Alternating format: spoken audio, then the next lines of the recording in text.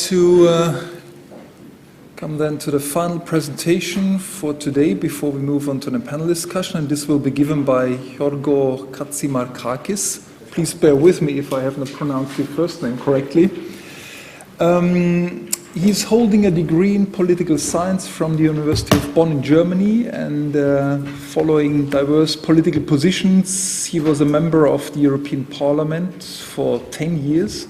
Serving in various parliamentary committees, and was then appointed ambassador at large for the Greek government during the financial crisis. And since 2016, he's the Secretary General of Hydrogen Europe, the European Hydrogen and Fuel Cells Association, and in this position, he's giving us a presentation on hydrogen solution for heavy-duty vehicle decarbonization.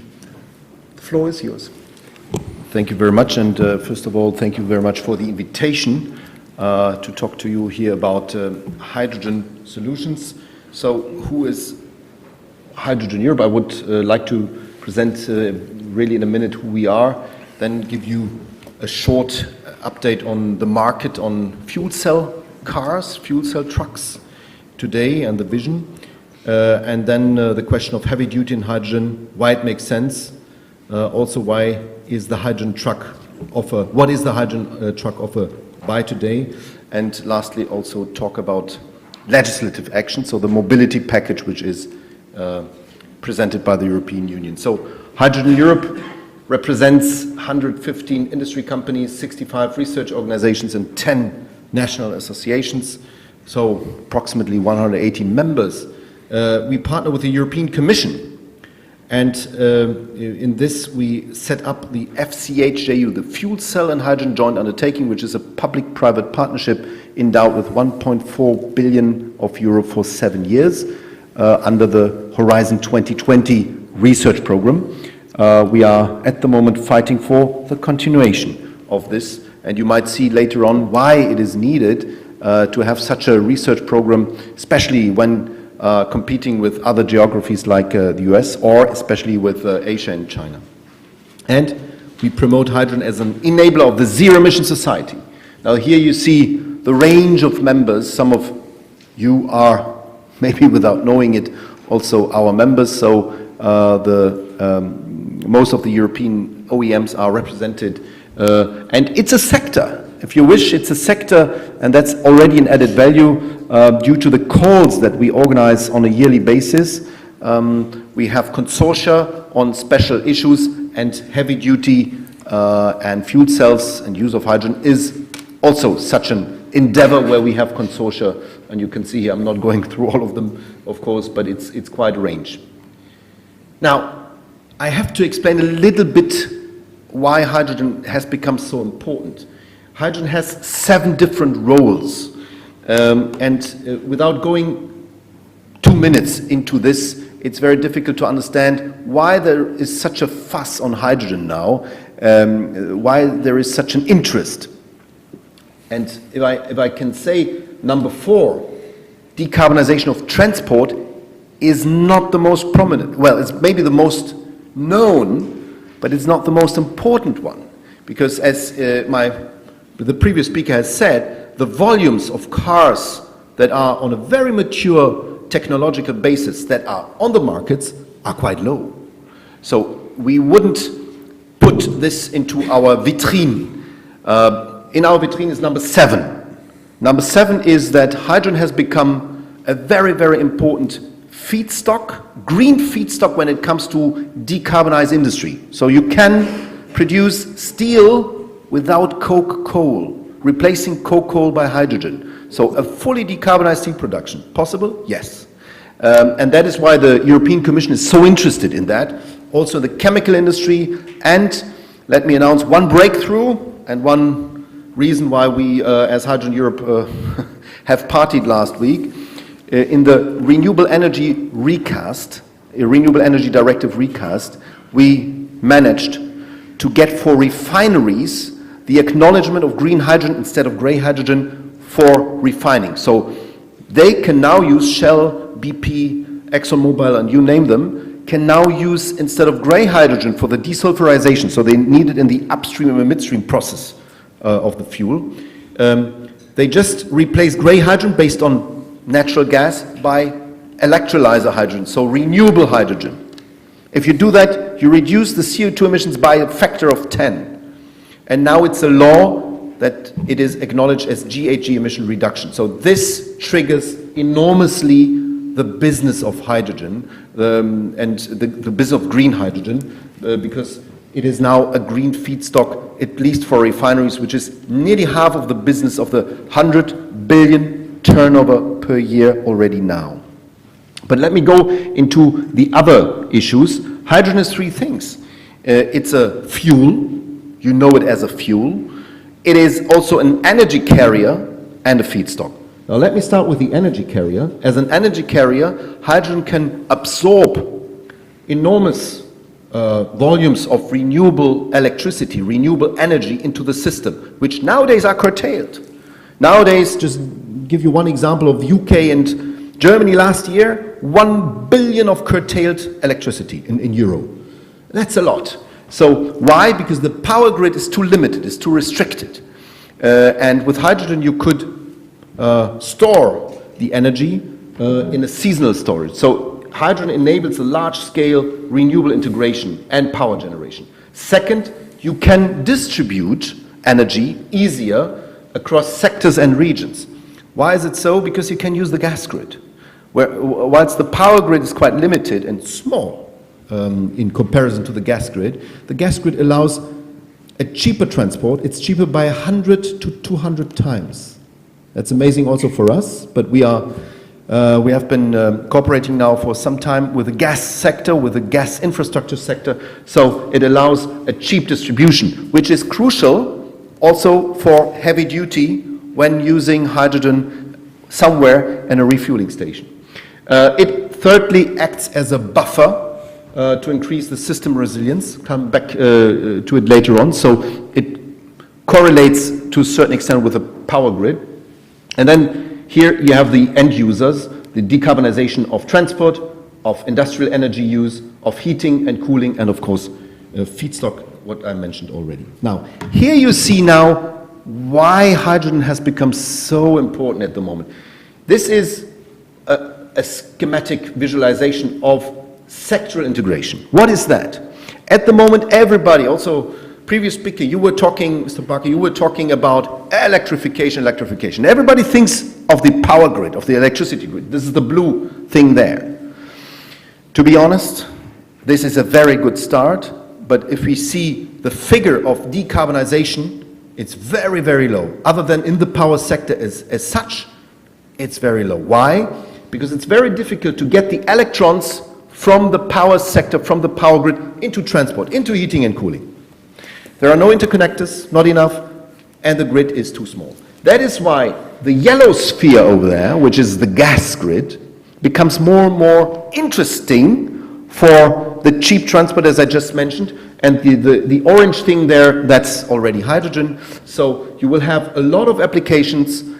You will see the transport applications down there, and it would be wrong, and I'm not here to tell you fuel cells are better than batteries. This is not the case. It depends on which use you have. In an urban environment, definitely there are a lot of advantages, of course, for battery mobility using the blue sphere, but when it comes to long range and, heavy duty, then it doesn't make sense to investigate a lot, because you will see that we have already some solutions over there. Now, that's a projection for the future outlook of the market potential of hydrogen. We see by 2030 5 million vehicles and 30 million households to use fuel cell applications. 600 kilotons of hydrogen could be used to provide high grade of heat for industrial uses. Hydrogen would be abating 18 megatons of CO2, accumulated overall investment of 52 billion of euro, 850,000 new jobs. That's McKinsey calculation. We are currently working on a more precise study on how this could look like. Just to give you one idea about the investment, at the moment European funds are looking for funding, like the ETS Innovation Fund, ETS system, the Emission Trading System Innovation Fund. but also private banks. I'm not entitled to tell you the name, but it's one of the biggest banks in the Eurozone that decided last week to go for hydrogen as a strategic priority. And they will announce this publicly. So this is coming up, and of course we are quite happy. I have the opposite problem now. I have to manage the expectations of Commission, of policymakers, because I don't want to live the same thing that we had with biofuels, which is a hype, it goes up, everybody thinks it's a good solution, it's a simple solution, and then the expectations are not met and it goes down again. This is not what we want to have. We want to have a very, very realistic development. When it comes to the technology deployment, what you see here is a timeline from today until 2050, and what you also see is the begin of the commercialization, the start of commercialization, and the triangle, the little triangle at the end of the arrow is mass market penetration. So it's 1% of global markets, what you see here. And as you see, trucks are somewhere starting the commercialization 2023, 22, 23, and the mass market comes quite fast because the maturity of the technology is given. If you see the number one is forklifts. In the forklift case, it's already there. Not only in the US, mainly in the US, but also in Europe, forklifts are already a mass market, in a mass market because of the cool atmosphere in the internal use. So you cannot do combustion, you cannot do battery because it's too cold for battery, so fuel cells have been already used there. I'm not going to all these applications, but it's quite interesting to see that coaches and also city buses have already started. You are here in the country of the global leader. The global leader is Fanhol, still, because China is catching up very, very fast. And I mean very fast. So China, whereas we are with 90 buses at the moment in Europe, we are happy to announce that we will have in the next 3 years 400 buses on European streets. China has already built 500. Unfortunately, they have only 16 refueling stations. We in Europe have already 100. Guess what is easier to be transferred? Fueling station or the bus? So China is really looking into it, and also trains are something. I'm not going through all of these technologies now. Why heavy duty in hydrogen? Why does it make sense? Because you have a high daily range, so 400 kilometers without refueling and without noise are possible. It's a zero tailpipe emission technology. Only water will be emitted, and there are a lot of CO2 savings. You have a perfect modularity. The refueling infrastructure is ready to be scaled up to accommodate growing fleets. You have the operational flexibility. There's no need for new street infrastructure.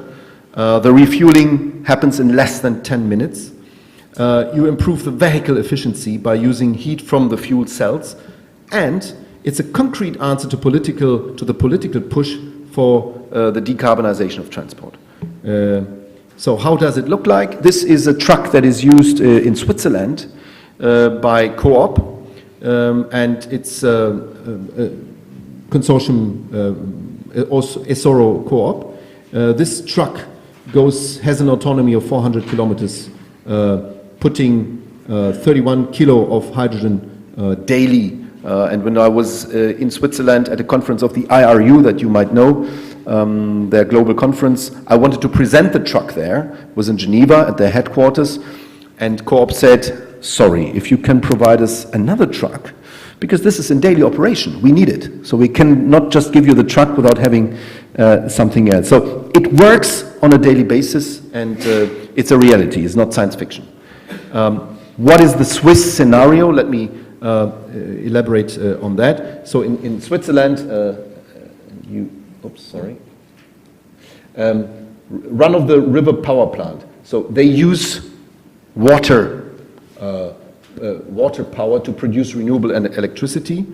Then, via electrolysis, which is cutting water, splitting water into hydrogen and oxygen. This is then used for the production of hydrogen. Then you have the hydrogen transport by the trailer that I just presented.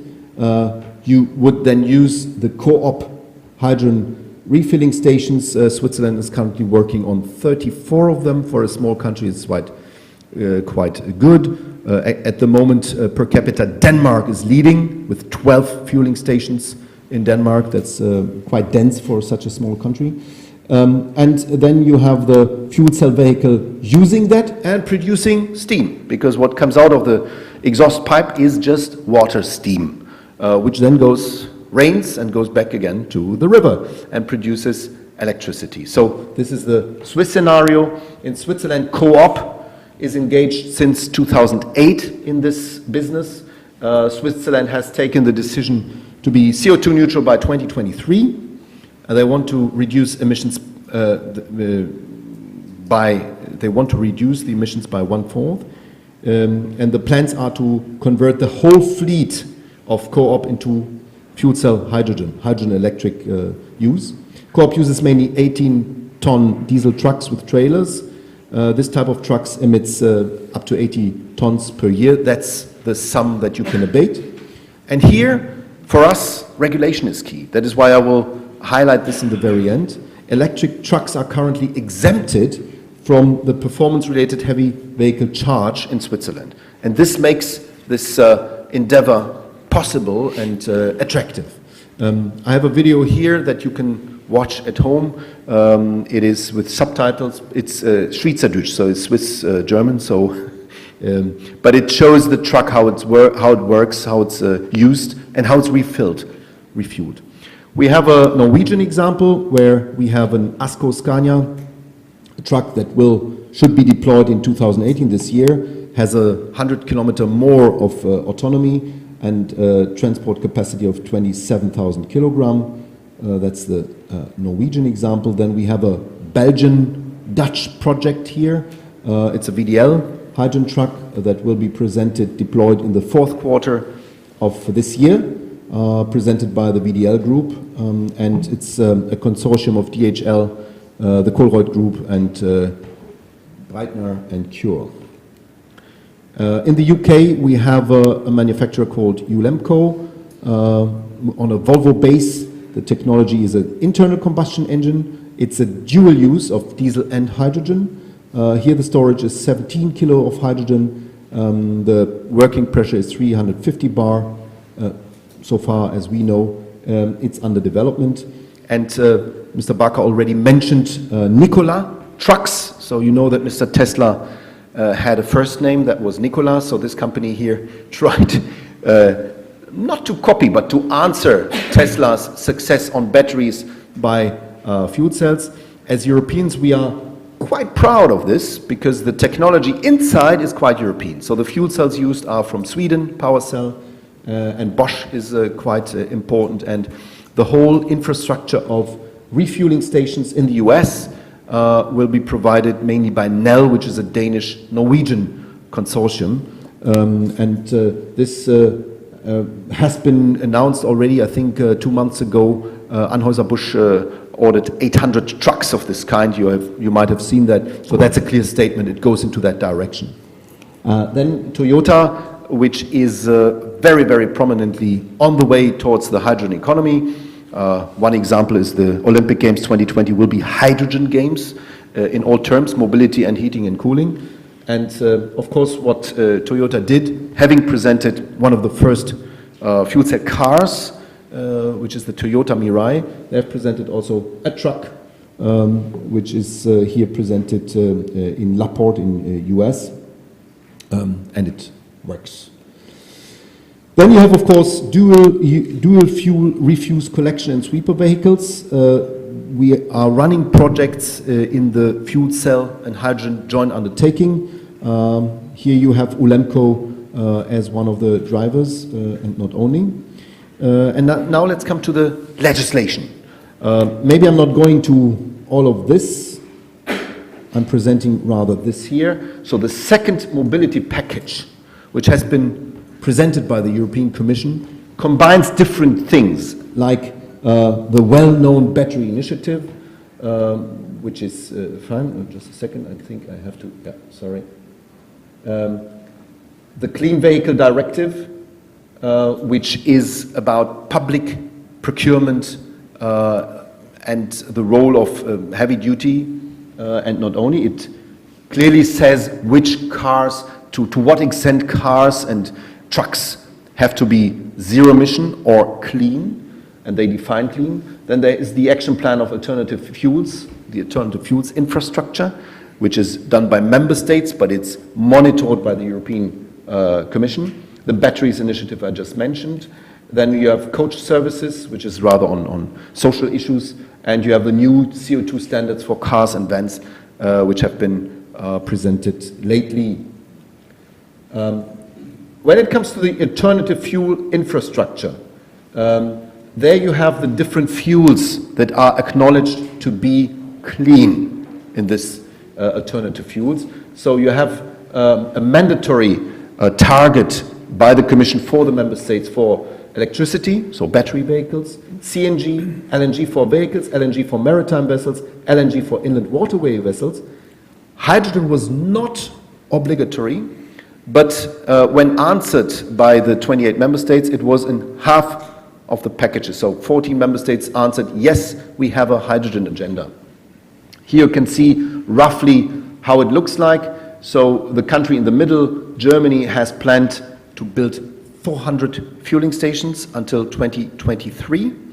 The truth is that up to now 48 are already built. Next year, until 2020, another 50 will follow. So until 2020, 100 will be there in any case. If there is a market uptake, then Germany will build in 3 years another 300. It's quite an important news because still a fueling station is 1 million euro, costs 1 million euro because of two technologies that we provide. One is 350 bar, mainly for buses and also trucks. And then we have 700 bar for passenger vehicles. So you have less of a space and it's much more expensive to cool down and to press down the hydrogen to the size you need. But there you see also the other states. So the other member states are not that ambitious. Denmark did not claim, but they are already at 12 fueling stations. I told you that. But now let's come to another ratio, which is the TEN-T corridors. So for trucks, this is very important to know how many fueling stations will I find on a TEN-T corridor. And here you see that some member states claimed that it should be every 50 kilometers. So every 50 kilometers on that TEN-T corridor, hydrogen fueling stations. It's the dark green countries. So UK, the Benelux countries, Italy and Germany. And then you have others who say 50 to 100 kilometers. That's the lighter green. I'm not going through all of them, but you see that there's a clear agenda of member states in building hydrogen refueling stations and hence helping the decarbonization via hydrogen. This is what I wanted to tell you, and I'm, of course, open for questions. Thank you very much.